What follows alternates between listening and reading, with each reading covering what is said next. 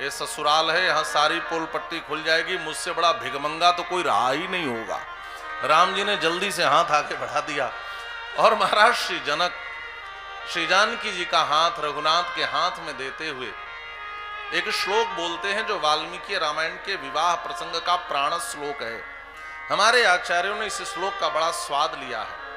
महाराज श्री जनक कहते हैं, इयं सीता मम सुता सहधर्मचरी तव प्रतीच्छ चैनां भद्रन्ते पाणिं गृहिणीष्व पाणिना।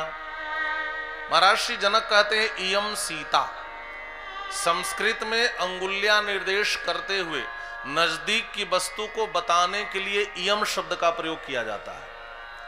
तो क्या राम जी को नहीं पता है कि इयम ये सीता है? महाराज श्री जनक को क्यों बताना पड़ा इधर देखो इयम सीता?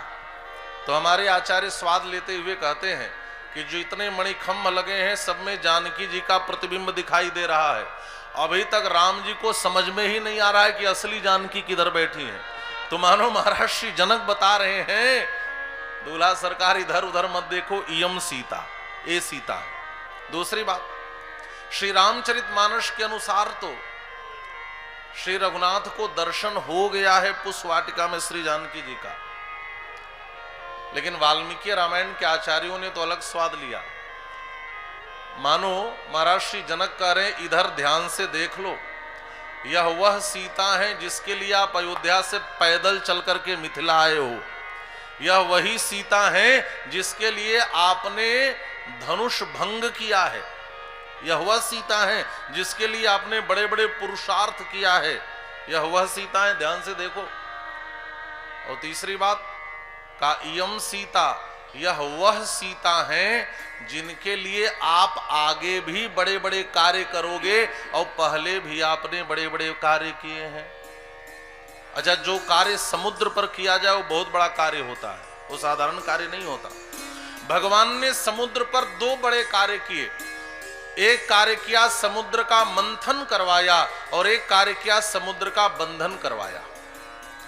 हमारे आचार्य यमुनाचार्य जी महाराज कहते हैं, यदर्थ मंभोधित मंथि बंधिच। अंभोधि माने समुद्र का एक बार मंथन करवाया और एक बार बंधन करवाया। और मंथन और बंधन दोनों का उद्देश्य क्या था? का श्री लक्ष्मी की प्राप्ति थी। समुद्र मंथन करवाया, उसका उद्देश्य अमृत प्राप्त करना नहीं था। अमृत प्राप्त करना उद्देश्य होता तो देवता अमृत पान किए, देवासुर संग्राम हुआ, देवता विजयी हुए, स्वर्ग का लाभ तो मिला।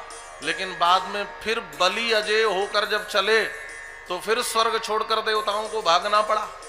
अमृत का कोई बड़ा लाभ दिखाई नहीं पड़ा, बलि का साम्राज्य हो गया। तो हे प्रभु, आपने समुद्र मंथन क्यों करवाया?